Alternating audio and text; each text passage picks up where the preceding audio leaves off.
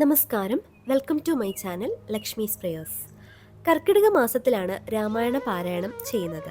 July 17 തീയതി മുതൽ August 16 തീയതി വരെയാണ് കർക്കിടക മാസം. വൈഷ്ണവ പ്രാധാന്യമുള്ള മാസമാണിത്. കർക്കിടക മാസം വീട്ടിൽ നിർബന്ധമായും ചെയ്യേണ്ട കാര്യങ്ങൾ. ദൈവിക കാര്യങ്ങൾക്ക് പ്രാധാന്യമുള്ള മാസമാണ് കർക്കിടകം. തമിഴിൽ ആടിമാസം എന്നാണ് ഇത് അറിയപ്പെടുന്നത്. തമിഴ്നാട്ടിലെ ദേവീക്ഷേത്രങ്ങളിൽ ഈ മാസം വിശേഷപ്പെട്ടതാണ്. കർക്കിടകം ആരംഭിക്കുന്നതിന് മുമ്പ് തന്നെ വീടും പരിസരവും വൃത്തിയാക്കി വെക്കുക.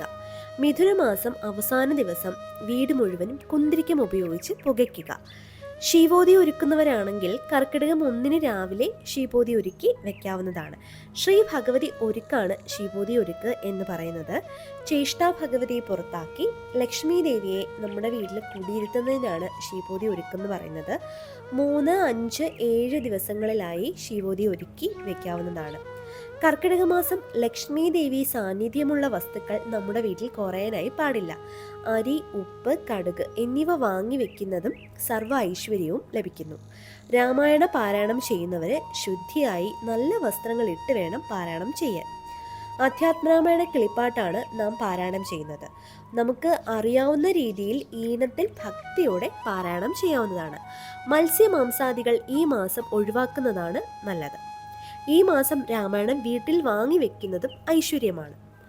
കീറിയതും ചിതലരിച്ചതുമായ രാമായണം ഉപയോഗിക്കാതിരിക്കുക. ഉത്തരകാണ്ഡം ഉൾപ്പെടെ 7 കാണ്ഡങ്ങളും 76 സർഗങ്ങളും 4250 ശ്ലോകങ്ങളും അടങ്ങിയിരിക്കുന്നതാണ് രാമായണം. മുഴുവൻ പാരായണം ചെയ്യാൻ കഴിയുന്നവർ അങ്ങനെ ചെയ്യുക. അല്ലാത്തവര് പുത്രകാമേഷ്ടി, ശ്രീരാമാവതാരം, സുന്ദരകാന്ഡം ഇത്രയും വായിക്കാം. സുന്ദരകാന്ഡം വളരെ ചെറുതാണ്. അതുമാത്രം പാരായണം ചെയ്താൽ തന്നെ നമുക്ക് പൂർണ്ണഫലം ലഭിക്കുന്നു. ബ്രഹ്മമുഹൂർത്തം മുതൽ രാത്രി 12 മണിവരെയുള്ള സമയങ്ങളിൽ രാമായണം വായിക്കാവുന്നതാണ്. നട്ടുച്ചയ്ക്കും അർദ്ധരാത്രിയിലും പാടില്ല.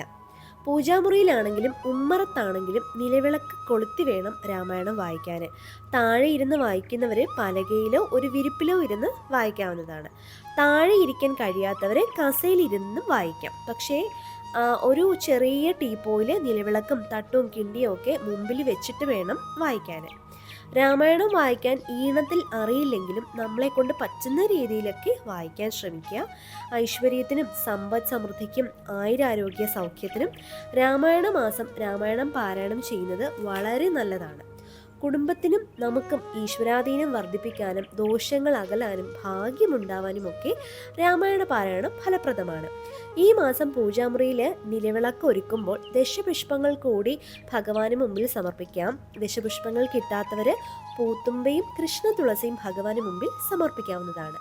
വീഡിയോ ഇഷ്ടപ്പെട്ടെങ്കിൽ ലൈക്ക് ചെയ്യുക, ഷെയർ ചെയ്യുക, സബ്സ്ക്രൈബ് ചെയ്യുക. Thank you.